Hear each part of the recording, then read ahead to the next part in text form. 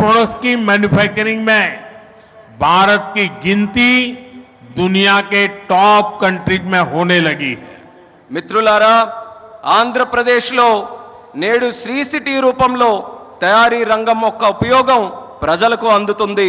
మా ప్రయత్నం ఏంటంటే ఆంధ్రప్రదేశ్ రాష్ట్ర పారిశ్రామిక మరియు తయారీ రంగంలో దేశంలోనే అగ్రగామిగా నిలబడాలి. తయారీ రంగాన్ని ప్రోత్సహించడానికి మా ప్రభుత్వం పిఎల్ఐ లాంటి స్కీమ్స్ ని ప్రోత్సహించడం కూడా జరుగుతుంది. దీని ఫలితంగా నేడు భారతదేశం మొబైల్ తయారీ రంగంలో ప్రపంచంలోనే ఉన్నతమైనటువంటి ర్యాంకింగ్స్ లో స్థానం కూడా సంపాదించుకుంది. साथियों, आज नए विशाखापट्टनम शहर में साउथ कोस्ट रेलवे जोन मुख्यालय की भी फाउंडेशन रखी जा रही है। आंध्र प्रदेश के विकास के लिहाज से ये बहुत इंपॉर्टेंट है।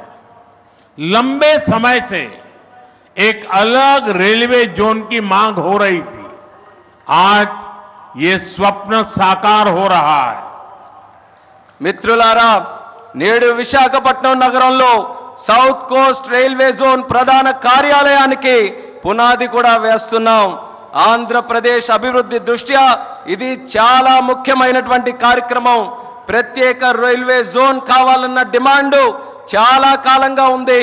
అటువంటి ఈ కళ, ఈ చిరకాల కోరిక ఈ రోజు నెరవేరబోతుందని తెలియజేసుకుంటున్నాను.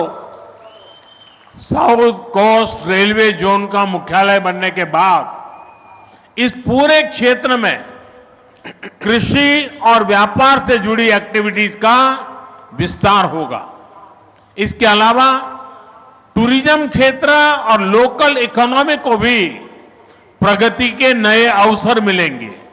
సౌత్ కోస్ట్ రైల్వే జోన్ యొక్క ప్రధాన కార్యాలయం అయిన తర్వాత మన ఉత్తరాంధ్ర ప్రాంతంలో